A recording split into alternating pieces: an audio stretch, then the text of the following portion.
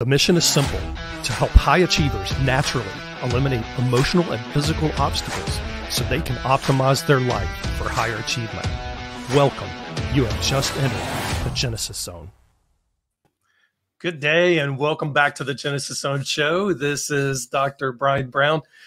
Thank you for joining us today. We are joined on today's show by Maricela Robles. She's back. And she's back as an expert this time. Last time we had her on to talk about her origin story and some of the hurdles that she overcame with professional burnout to get her where she is today. So today she's going to be talking to us as an expert. Now, Maricela is an environmental lawyer turned children's author and certified meditation teacher who helps parents effortlessly introduce meditation to their children through bedtime or anytime stories for that matter. Her genius as a storyteller lies in writing storybooks like You Don't Need Your Body to Sail a Boat and Why Does Mommy Always Sleep Sitting Up, that actually get children asking their parents to meditate instead of the other way around after the very first reading. In addition, Maricela provides parents with all the tools they need to start a meditation practice themselves and get their kids meditating through her website, Meditation Fairy. Maricela lives in Switzerland with her husband and young son. When not writing on her laptop or scribbling ideas on her notebook or notepad, you can find Maricela analyzing the newest animated movie with her son or exploring mountain hiking trails in beautiful Switzerland. In this servant leader segment, Maricela will be sharing her expert knowledge in the area of meditation. Actually, she's going to demystify it for us and share how it's literally so easy a child can do it. Thank you so much for joining us here on the Genesis Zone show today, Maricela. Welcome back. Thank you. I'm super excited to be back. I had so much fun last time. I'm really looking forward to this. Yes, I am too. So as an expert in meditation, let's just kind of dive right in.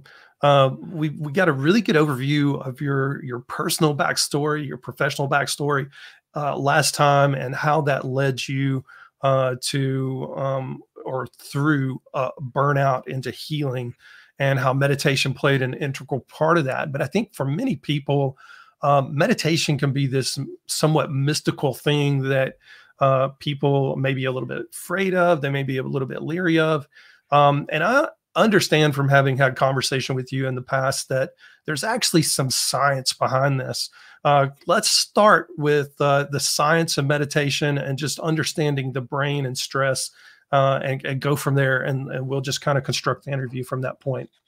Yes, for sure.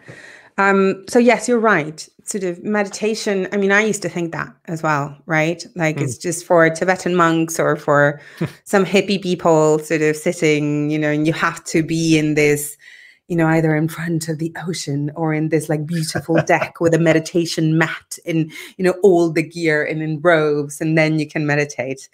And that's all, it's not true. Trying not to swear. But that's absolutely not true. I mean, you can meditate anywhere where you can close your eyes, or even when you don't close your eyes, you can still do a meditation.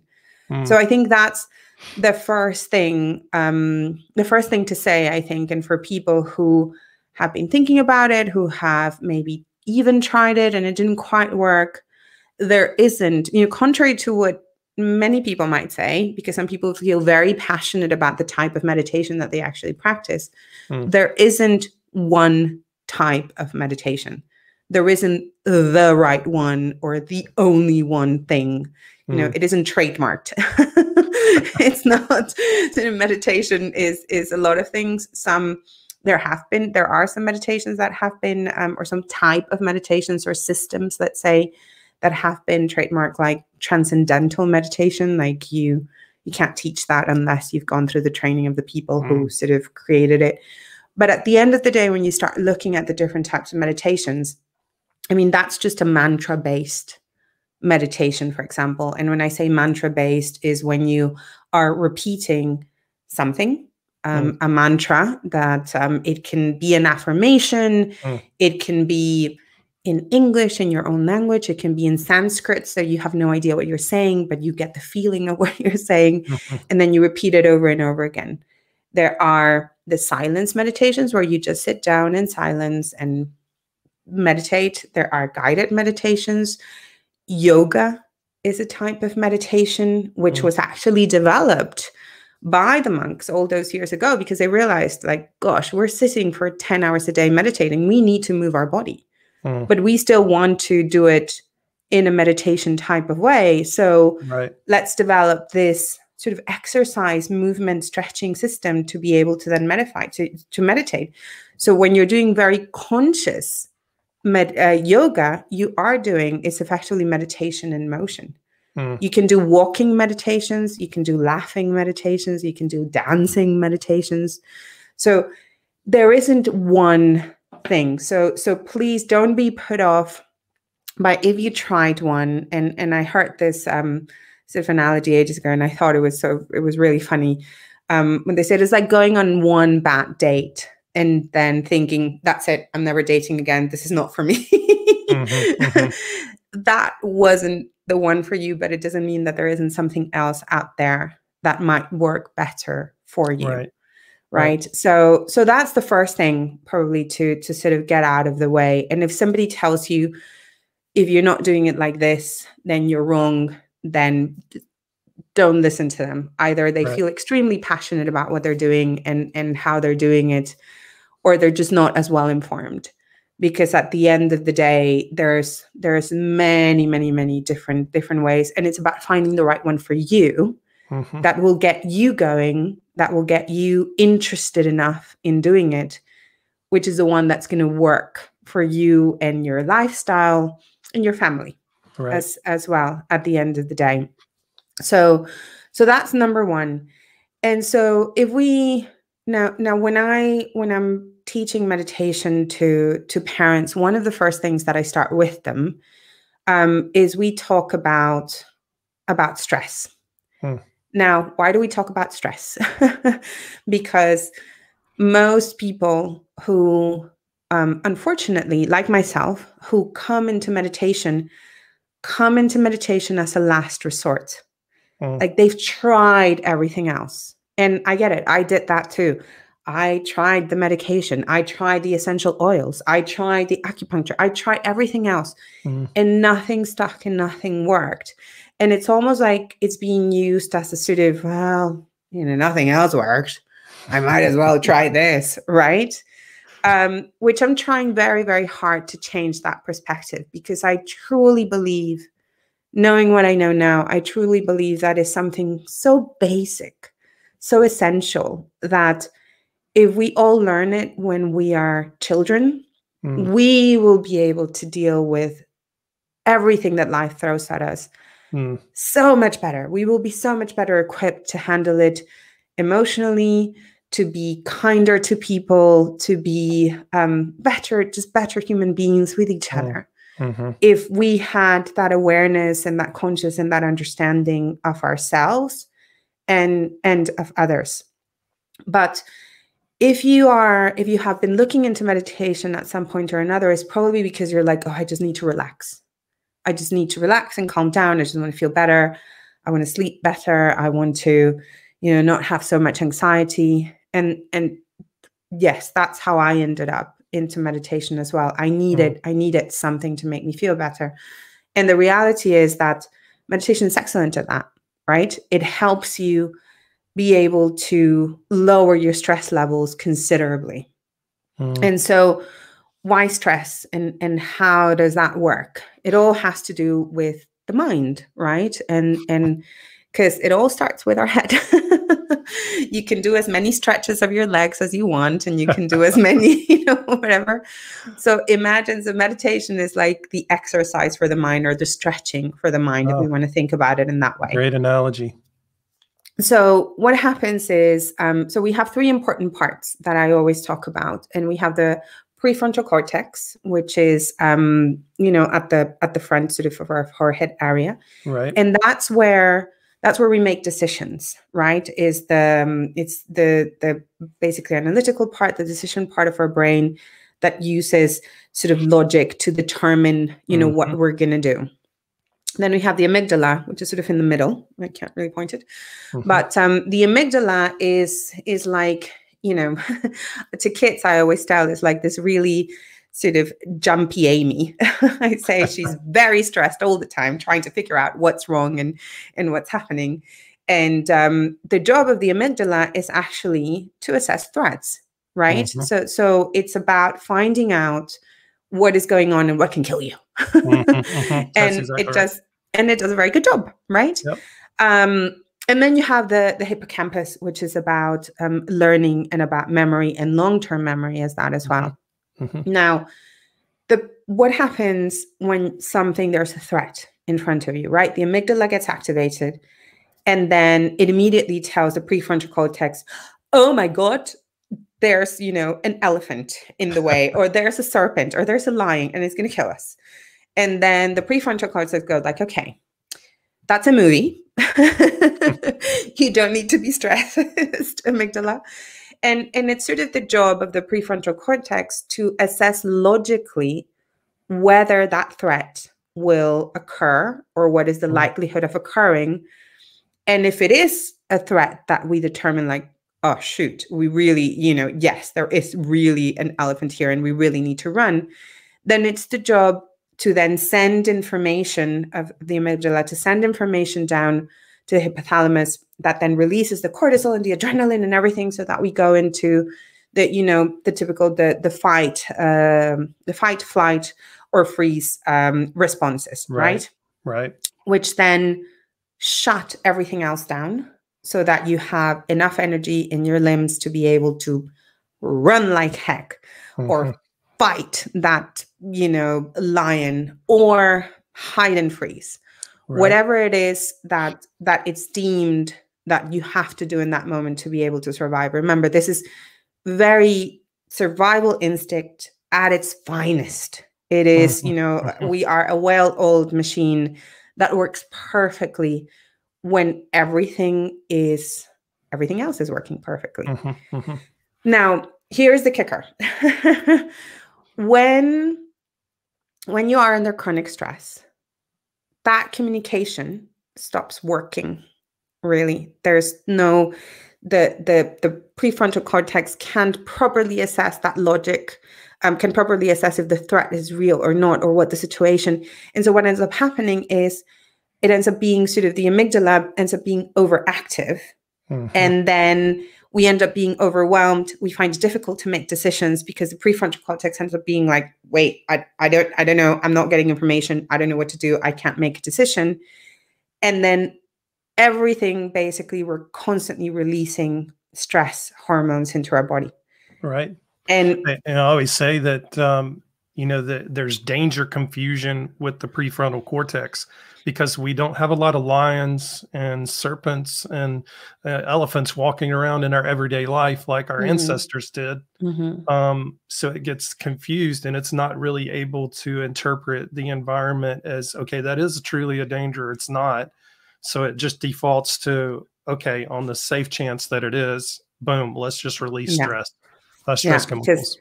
Because my boss is looking like a lion at the moment. And so maybe exactly that might be threatening. Or, this person who shouted at me on the street was really aggressive. So that might be threatening. And so we've our body, because of the way our lives are at the moment, has resorted, like you say, to become stressed and think that it constantly is under survival, without actually being afforded the luxury of being able to close that cycle. Right. And because it's meant to be a cycle. It's meant to be like, there's a threat. Either I assess it, I determine that it isn't a threat, and I go back to my baseline. Correct. Or there's a threat, I confront it, I release everything, I run, I fight, I do whatever it is. And then once it's finished, I go back to my baseline. It's almost like there's a threat. Oh, there's another threat. There's another threat. There's another threat. There's another threat. We never go back to baseline. Right. It's like which we take a biological system that was only meant to be activated for 5 to 15 minutes, and we make it activated for, as we talked about in the previous interview with you, 23 hours. So it stays constantly activated. exactly.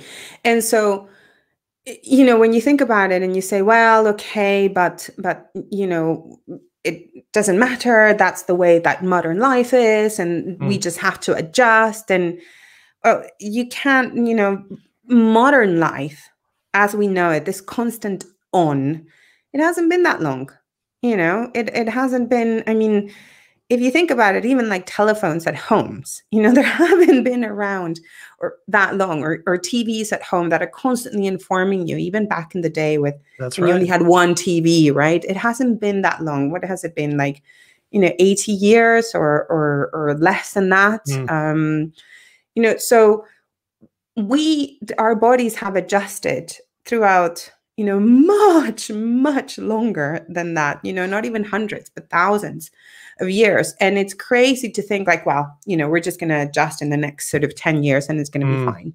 That's right. So that's not how it works necessarily. So what happens is that then people who are then under stress and under chronic stress end up realizing like, my belly hurts all the time, or I'm intolerant to this, or, I'm having trouble digesting, or, I can't sleep because my mind is racing, and they can't figure out why.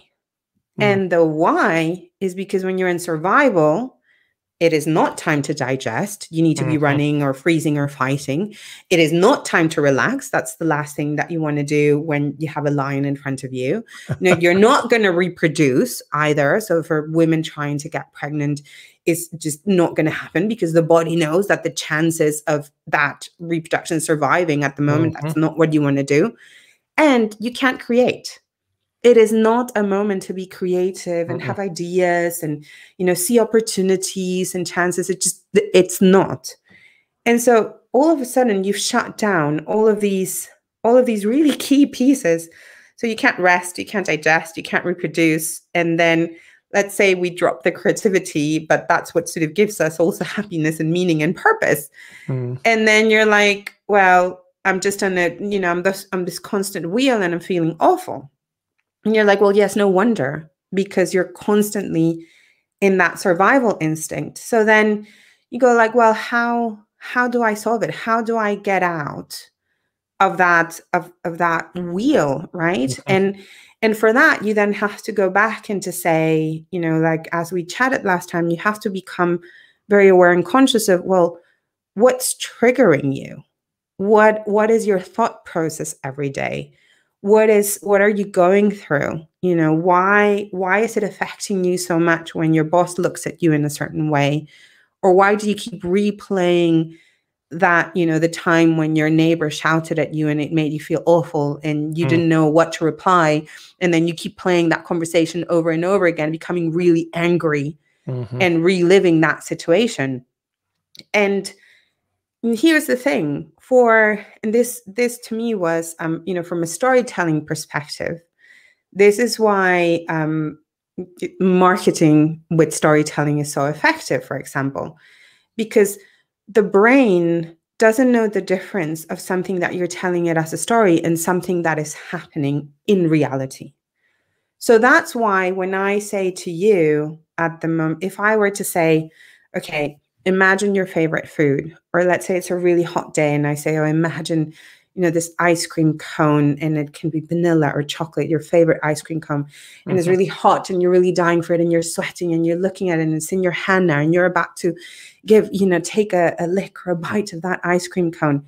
Your mouth inevitably will start watering. Yep. Your belly inevitably will start creating juices, preparing itself to receive the food. Because your brain doesn't know that you're imagining it versus seeing it in front of you.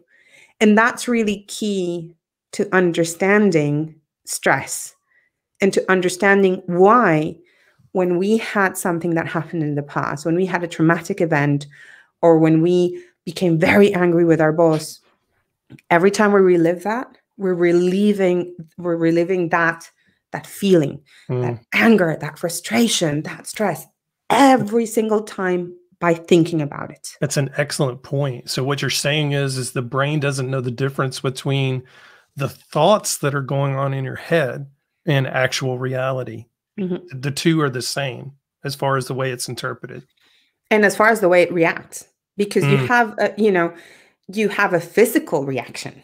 So if you have a physical reaction of your mouth watering when you're imagining your favorite food, what do you think the physical reaction is going to be when you're remembering how pissed off you were because, somebody else took your spot in the parking or wherever it is that you do? Like, it's that same, and you can remember it. It's like a rush, and you feel inside and you get all tensed up and you get, all of that. You can really, your heart rate will increase. Everything will just go into, because your body is preparing itself because it doesn't know. It's thinking, oh, shoot, this threat is happening again. Let me prepare for it. And so it works. Stories work in many wonderful ways in immersing us in situations. That's why we love sort of, what they say, stories about escapism, which, have been so obviously popular during the pandemic because people just want to escape. And that's why we enjoy it so much. We enjoy being told that story because we feel transported to another, to another situation. We cry, we laugh, we then yell out involuntarily, no, at the TV, even though we know it's not happening. But we can't help ourselves because in a way, our brain doesn't know the difference, right? And so if our brain doesn't know the difference and we're constantly reliving a moment that made us stressed, then you're just constantly in that stress. You haven't let it go and you haven't moved past it. And that's all in our thoughts. And what meditation helps you to do, and if you want to really, let's say, simple or easy definition of meditation, is really about retraining our attention to make sure that, and when I talk about retraining my attention, I mean retraining our thoughts, because where are you putting your attention? If your attention is in your thoughts, that your thoughts are going to do, let's say you wake up in the morning and you think, oh, I'm going to make myself some coffee. But first I'm going to have a shower. So you're lying on your bed and your mind is already 3 steps or 4 steps ahead of what you're going to do, right? Instead of being in this moment where you've just woken up and you can stretch, you can feel your body, you can be in contact, become aware of your surroundings, see what everything is. Your mind is already somewhere else. And when you're meditating, it's about retraining that attention, bringing that focus and bringing those thoughts to the moment and developing an ability to be able to observe those thoughts in a non-judgmental way. And I know that sounds a bit weird, and you're like, well, if I'm not going to do it in a non-analytical way or in a non-judgmental way, like how does that work? Because if you think about it, when you have a thought or an event or an experience,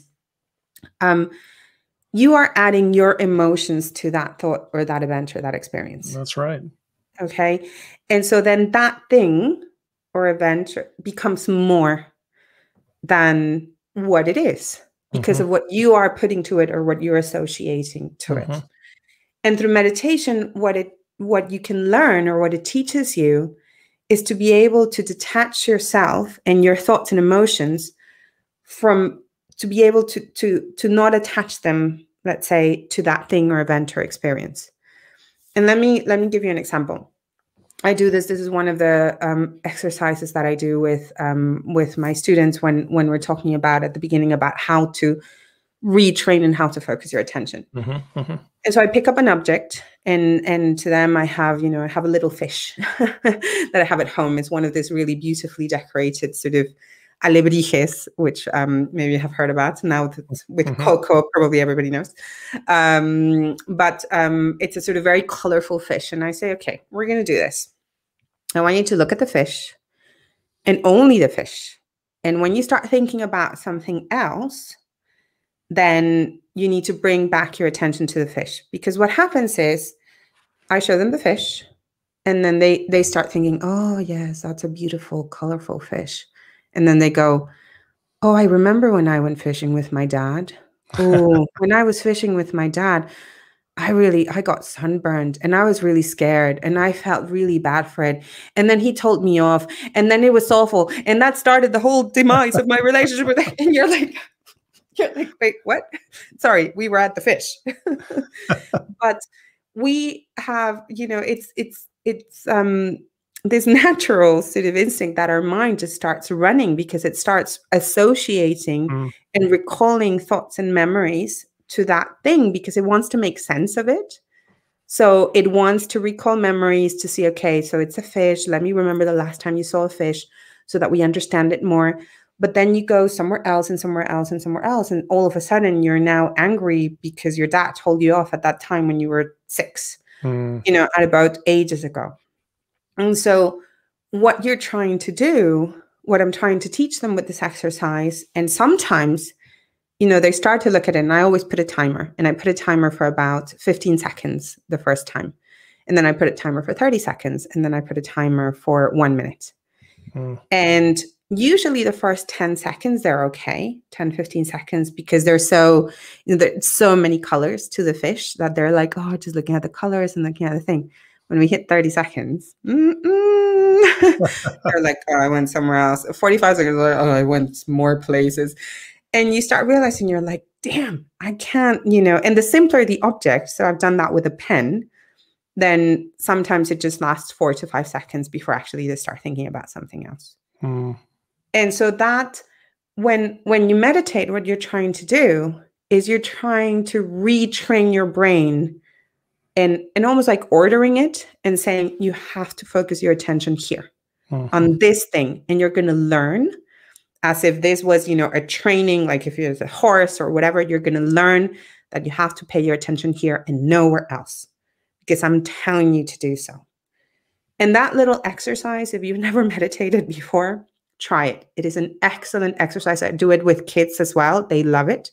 It's an excellent exercise on focus and concentration, especially now with kids, being so exposed to e-learning and all of that. Right. It helps them bring their attention back, because at the end, that's what the practice is to bring your attention back to this specific time and moment where you want it to be, not where it's all over the place on its own. You want to have that control. So, it's interesting that you're talking about attention and focus, because I think one of the saddest things that happens, especially in an education type of setting, is we want to be quick to say that this child has ADHD, attention deficit hyperactivity disorder, and because they can't focus. And really, I think in some ways, not to say that ADHD doesn't exist, but in some ways, I think what you're saying in a very simplistic form is that it very well could just be an untrained brain, that we haven't trained that brain to focus correctly. Would that be a fair assessment? Yeah, many children, I've spoken with many specialists on ADHD, and they all agree that whenever the first time, let's say that, a child, especially with sort of more holistic, either medical, holistic sort of staff, doctors that think, okay, I want to assess the child as a whole and not just sort of here you go, here's a pill. Right. They all agree that when children start practicing meditation and mindfulness, especially children who their thinking might be diagnosed with ADHD, they go back to baseline, and then they no longer present any of the symptoms that they were saying, they have it. And even when children do have ADHD and have been diagnosed after proper assessments and all of that, still meditation and mindfulness helps them enormously to be able to cope with the condition. So in any case, sort of the treatment as to whether they might be or they are, or you don't know, it's the same. I say meditation, mindfulness will help them to be able to deal with it. And so it's really, that's why I say that it's as important. I mean, we should be teaching them right next to, maths and sciences. Like, we are all going, in one way or another, we are all going have to confront at some point pain, frustration, stress, anger, sadness, and yet no one tells us how to deal with it. We are not taught how to deal with it. We are not taught how to be uncomfortable in the face of those emotions, even with others. I mean, I remember, as a parent, your child starts crying and all you want them to do is to stop. Right. You're like, stop, don't cry, stop, it'll be okay. Why? It's an emotion. We are not comfortable with being uncomfortable. And sometimes that child will need that space to be able to process that emotion, understand that it is an emotion and that it will come and that it will go. Because the problem is we teach them to repress.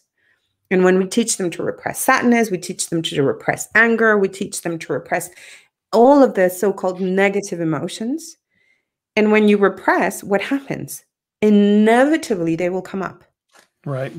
Inevitably, at, people say the most unexpected moments, and they're like, oh, it came out of nowhere. You're like, no, it wasn't nowhere. It was somewhere there. Right. We knew it. We've just been repressing it for such a long time. That's right. Exactly. And what happens with meditation, with what you can do, is that you learn to become aware of yourself, of your emotions, of how you react. And so then you can say, oh, I'm feeling sad. Okay, that's interesting. Why am I feeling sad? Where is this coming from? Or I'm feeling angry. Why is this making me feel angry? And then inevitably we realize that everything sort of comes back to us. We say, oh, for example, I was actually talking this morning to some of the students. I was saying, when, she's like, oh, but, my kids, like, when they're asleep, they look so peaceful. And I say, oh, I'm going to become the best mom today. I'm going to be amazing because they deserve it. She's like, and then they wake up and they start screaming and they start telling me and then I go like, ah. Yeah. She's like, how do I deal with that? I was like, no, I get it. I have those mornings too. I said, but when you start analyzing, why are you getting angry? So let's say, let's take the screaming, right? My child is screaming at me and it's making me angry. Why? Well, because I think it's impolite, and because he's an impolite child and he's not been well educated, for example. It's a sign of disrespect. It's a sign of disrespect. Yeah. But then that means that I'm doing the educating. So then I'm the wrong one at educating him. So then that goes back on me then. And then, it must mean he doesn't love me. Oh, so I feel bad then because I think that him shouting means he doesn't love me. Okay, that goes back on me. And then, oh, I'm embarrassed by what other people might think. Oh, so it's me who's embarrassed by what other people might be thinking or not of me. Okay, that goes back on me. So when you start analyzing, you start realizing that that anger and that trigger of a child screaming has very, very little to do with the child actually screaming than it has with everything else that you are attributing to that screaming and that shouting. And it's that, but unless you are analyzing your thoughts, you are becoming aware of what's happening and how you're reacting, what you're doing, you're always going to think that it's somebody else's fault. You're always going to think that everybody else is wrong and you are right. And you're always going to blame everyone and everything else for how you are feeling. Right. Because it's them. They made me feel this way. They made me feel bad. They made me, it's always them that are affecting me. I'm okay. Everybody else is wrong. And so there's an aspect of humility that comes with it where you really have to accept where a lot of it is on you. and I think a lot of people are not ready for it because they're not wanting or willing to accept that they're wrong. Which, come on, we're wrong all the time. I mean, we can't know everything. Most of the time we're wrong. Right. Even the experts, then they prove things and then they disprove them. That's exactly right. So, but that at the end of the day, on a very basic level, is what meditation can do. And this has been proven in so many different ways. I mean, if you look at the brain waves of our brain waves and what happens. So normally we are on beta brain waves, which you probably know, right? Beta brain waves. Right, beta. Beta, sorry, yes. I forgot the name in English for a moment. So beta brain waves, and that's us being awake, being alert, being sort of doing stuff, and we're focusing and we're doing things and we're just going through the normal. And then when you start looking at the different brain waves as you go down, the next one is alpha. Alpha. And that's relaxed focus. That's it aids long-term memory. And that's associated with light meditation, what they call, which is probably the meditation that as beginners and everything we are attempting to do, we're attempting to relax our bodies, relax our minds, and just go from a state of high alertness to just, okay, let me go back. Remember when I talk about baseline, that we don't know what baseline is? It's going down to that baseline. And then you have delta, which is sleep, effectively. Right. And that's why a lot of people, the first time that they meditate, they fall asleep. They say, it doesn't work for me. I always fall asleep. Well, no, it's because you're learning and you're getting so relaxed that inevitably you're falling into sleep. And it's normal, and that's a good point. I've never heard anybody say it that way, but that's an excellent point that you make, because so many people, when they do first start out meditating, they will say, "Oh, it didn't work. I fell asleep," and it is because they're going into that delta wave sleep. That's a great point. Love it. Exactly. I mean, hey, I've been in retreats where people have been snoring next to me. so it happens to everyone, and even to long-term meditators as well. So now after delta, you have theta, right? And theta is associated with deep meditation. So it's really, then you have spontaneous healings, you have really amazing insights, it's almost, a lot of people refer to them as downloads. All of a sudden you get up and you're like, oh, but you're not asleep. You're and respiratory aware. rate slows down to 4 or 5 breaths per minute. Yeah, exactly. You feel very relaxed. It's almost like you're in another state. And then after theta comes gamma. And that's just like the magical fairyland, effectively. And I say it like that because if you look at sort of the hertz and what each one of the brainwaves is doing, beta starts at 14, sort of 30, and then it goes down to 9, and then it goes down below 4, and then sort of 4 and 8. And then gamma goes up to 30.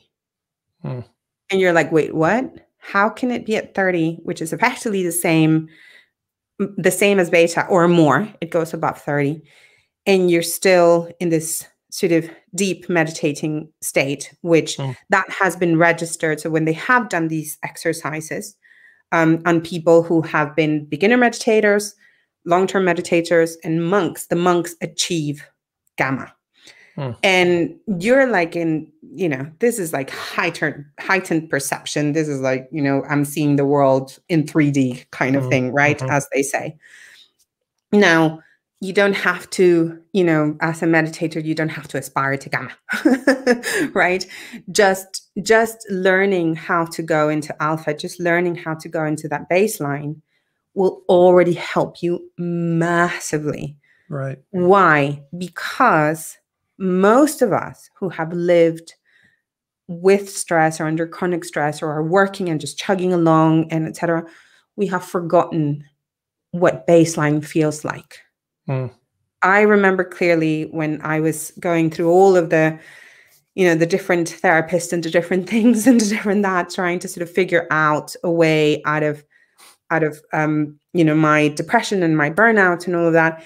I remember I was going with a chiropractor, and she's like, oh, how are you? And I was like, oh, I said, well, I go to sleep, at a normal time, and I wake up in the morning and I'm just exhausted. I can't wait to go to sleep again. And I joked. I said, yeah, but I guess that's just adulting, right? Ha ha. That's just being a mom. And she turned to me with a straight face and she's like, no. She's like, you should not feel that way. That is not normal. To be feeling that level of exhaustion and to be feeling, in that way. You should wake up rested. And I was like, I just looked at her and I was like, really? So I was shocked. I mean, I had, I was a lawyer. I was working all hours and weekends, and sometimes the weekends blended into the weeks, and I didn't have time off. And it had been so long, so long since I had felt calm and at ease and rested that I had forgotten. And I thought that what I was living, I thought that was the normal. And it's not normal. It's not normal. We should not be under constant survival and constant stress. We need to be able to realize what our baseline is and go back to that level of calm and wellness. And I'm not talking about enlightenment of, at the top of the mountain. I'm just talking about an overall feeling of, I've gone to bed and I've had a good rest and I feel good now. And I feel like I can, I feel like I can do things. I feel with energy. I want to go out. I want to do things. I feel well in my body and myself. And I think it's important for listeners to understand that, in your first interview, the last segment that we did, you said it took a couple of months for you to really start noticing that, oh man, this is really working. And so I think that's important for people to hear. It's like, don't meditate once and expect major things to happen. It's going to be a practice. Just like you said at the beginning of the show, it's exercise for your brain. Yes. Just like we work our muscles, we need to work our brain, and we need to exercise that brain. And the second thing is that you touched on briefly in this segment earlier, is that when we go into that meditation state, we do it in a non-judgmental way. We're that third-party observer, observing those things that are going on within us, but in a non-judgmental way towards ourselves and towards others. I think that's what I heard you say. Is that correct? Yes, precisely. And you're so right. I'm glad you made that point, because a lot of people want to use meditation as if it was a medicine. Like, oh, I'm going to or a whipping post to beat themselves up. Yeah, that's true as well. And they say, okay, I take an aspirin or whatever, and then my headache goes away. It works. Right. I do a meditation. My anxiety didn't go away. It doesn't work. And that's not how long did it take you to create the anxiety or the depression or everything that you've done, right? Versus how long is it going to take you to go back to that baseline? And the funny thing, the interesting thing is that it will take you less, because you could have been for years under that, creating that anxiety. And I meditated daily for 2 months, and I started noticing big changes. And I had been going on after your migraines had been going on for two years, right? Yeah. So the depression had been going on for 2 years, and then the migraines had been going on for about a year after that. So we're talking about a 3-year backlog. Right. So this didn't happen overnight. No, exactly. And the reversal didn't happen overnight, but in the grand scheme of things, it was very short. It sort of did. Exactly. Exactly. I didn't have to wait 3 years to then get better.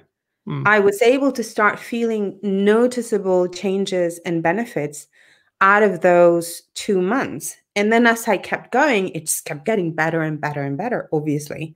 But there were some weeks at the beginning where I was like, oh, this is awful. And, the body, it was like I was hot and I was cold and I was sweating and I was like uncomfortable and everything is itching and I don't want to do this. But I was like, no, I'm going to do this. Because you have to because your body is so used to you being stressed and in that state. It's so familiar, and it's like, no, this is unknown. I'd rather stay in the familiar shitty place, pardon my French, Mm-hmm. than actually move into a situation where I might get better, but I don't know. And Right. why does the body do that? Because it's the survival instinct. It would rather deal with whatever it's dealing now, which has still kept it, semi-functioning and alive, than Right. actually do something that might make it so much better. So you get that resistance as well. But yeah, sorry. Now I'm gonna put a little pressure on people in the listening audience, because for those of you guys who may not know, you should be able to, based on the introduction that I gave for Maricela. She teaches children how to do this. So for those adults that are sitting out there listening and they're thinking, oh, I can't do this, it just takes too much time, I don't have time for it. We make time for what's important to us. And if a child can grasp these concepts, then adults can grasp these concepts as well. I think in many ways, children are probably more open to it than adults are, because adults have developed so many bad habits over the course of their life, and so many preconceived notions, I think, beliefs that aren't necessarily true. Share with us, as we wrap up, how you've come to work with children, kind of that journey, because I understand you kind of segued into children and then realized, oh, if I don't teach parents how to do this, I'm not helping the children as much as I could. So let's talk a little bit about that journey and wrap up from there. Yeah. So with kids, as you say, with kids, they'll do 2 or 3 sessions and they're already feeling amazing and they're already get so much better. Why? Because like you say, they're not carrying this history that we as adults are carrying, and all the preconceived notions about whether this is going to work, whether this is not going to work. They're not dealing with that.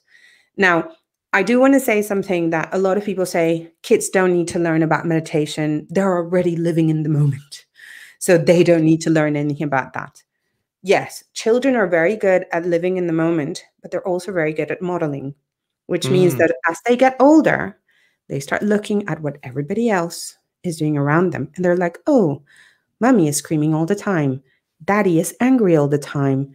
They feel like that. And they start picking up all of that, all of those little bad habits from parents, from teachers, from other students.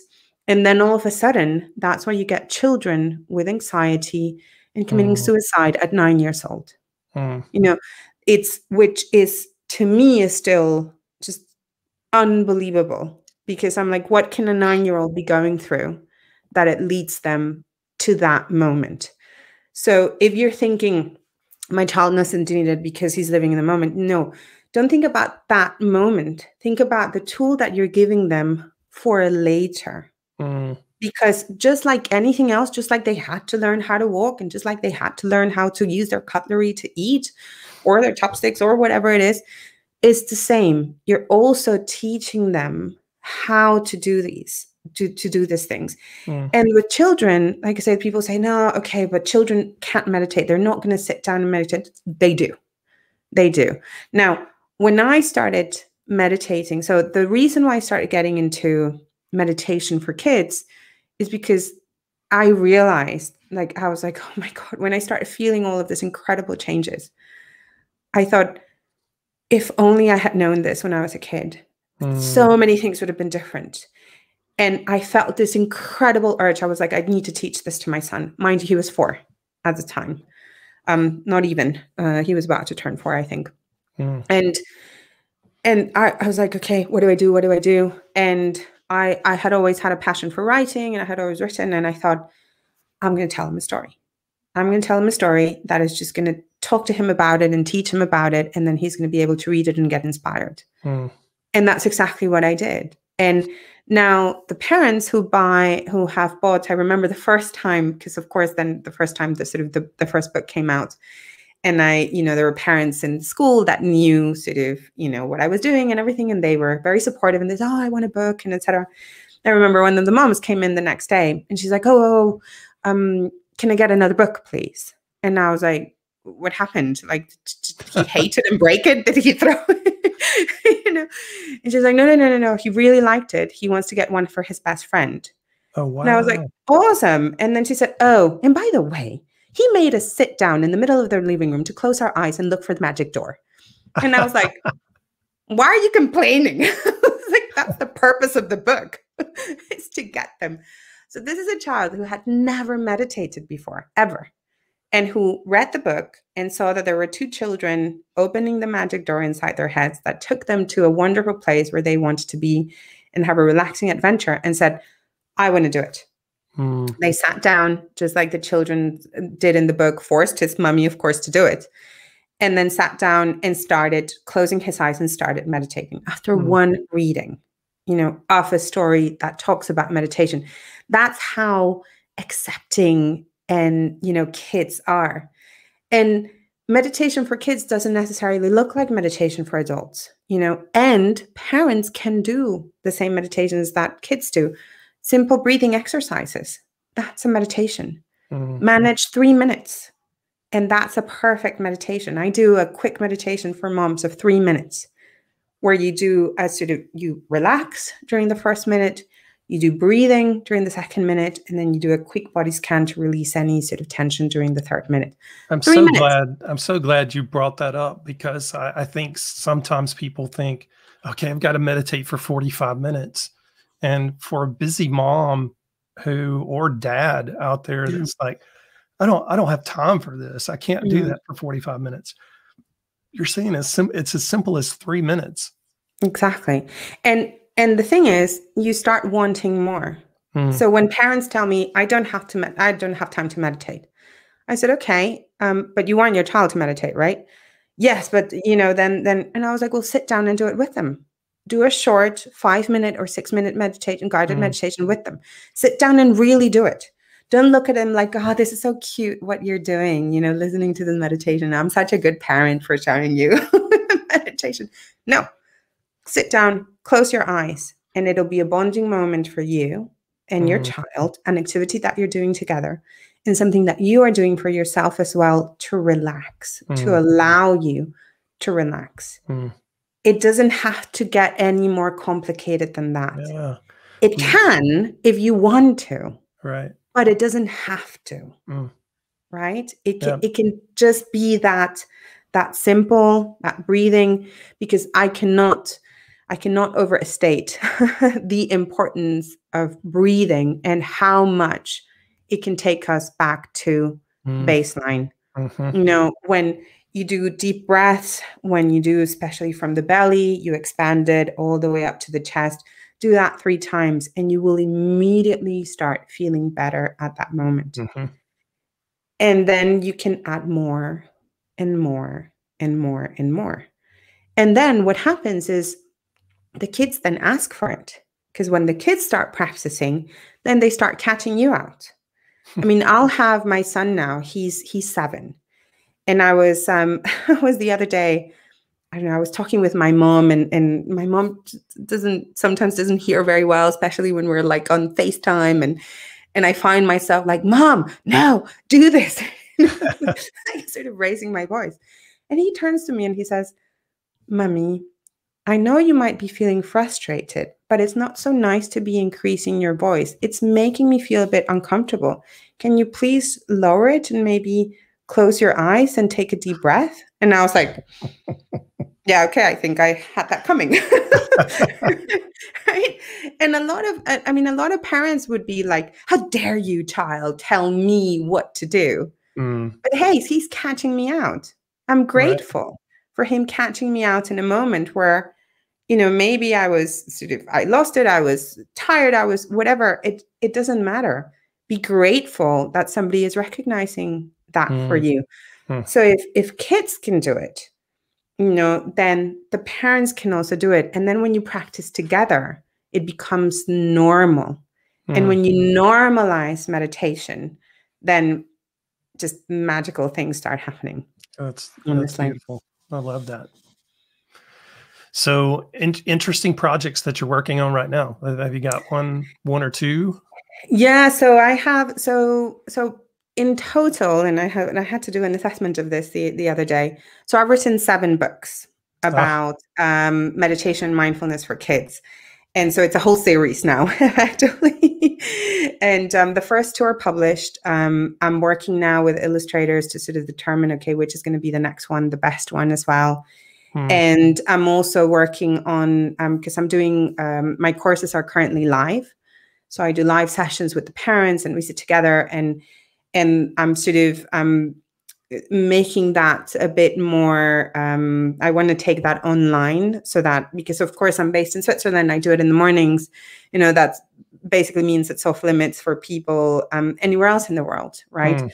So I want to create that online, but in a way that parents are really going to feel supported, and where they can actually pick and choose as well. Because I realized that a lot of the, you know, parents, we have a tendency sometimes to say, I want, you know, fix my child, like just sort him out, right?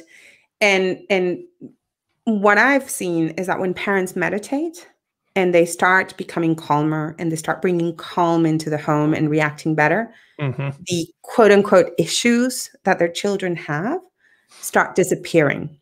Right. Because they feed off of what we are feeling and what we are giving them. And so I've been working on developing lots of strategies and sort of meditation scripts and mindfulness exercises and all of that, basically to create this little package for parents to learn how to integrate meditation as a family. Because I think that's always been a bit of a, they're like, oh, I don't know how to go about it. You know, they're not going to want to listen to me. They're not going to want to do this. And throughout my experience, I've sort of been able to test them and try them with my own son and with other kids and see, you know, what easy things parents can do. So that's, for me, is the next step, is sort of taking that, making it available online and trying to make this available in different time zones and all of that. So that's the next big project. That and something else which I can't talk about yet, but I will tell you as soon as I can. That's totally fine. So when do you anticipate this this first project that you mentioned being ready? So hopefully it'll be in about 6 weeks. So wow. Yeah, I'm hoping so, because all of the material is ready and everything is sort of done. So I just now need to move it into the correct platform and start sort of making all of that available. And then the next one, it'll probably be the summer. It'll probably be the summer by the time that it goes. So if someone wants to find out more about this, registration, or just get on an early release list, so they can, list, how would they do that? Yeah, so they just go to my website, meditationfairy.com, and there will be the information there that talks about the course for parents. And basically, if you want to hear about the next one or when, then you just register there. And then your name, I put your name on the list, and then you will be able to be informed. And there's a bunch of other goodies there that people can also download if they want to be on my email list as well, where I just share sort of about twice a month. I send, you know, an email sort of with different tips and things that have been going on that I have found to work. Very good. Very good. Awesome. As usual, we'll like to end the show with a fun question. So the next one. What is your most unusual talent?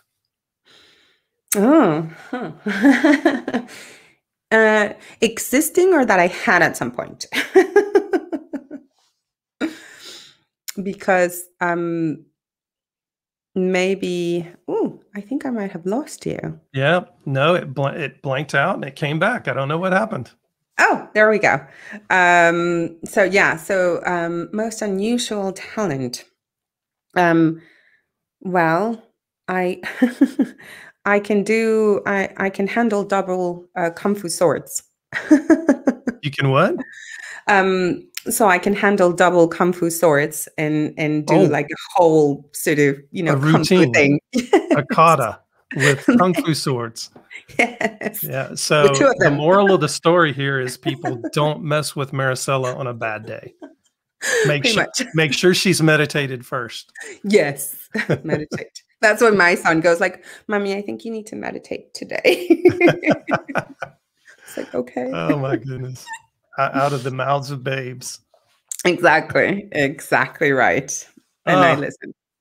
Well, thank you for another excellent interview segment. Thank you for demystifying meditation for us. I think that's exactly what people need to know about meditation. It's not difficult. We make it more mystified or mystical than it needs to be. We make it more difficult than it needs to be, and it's really not that difficult at all.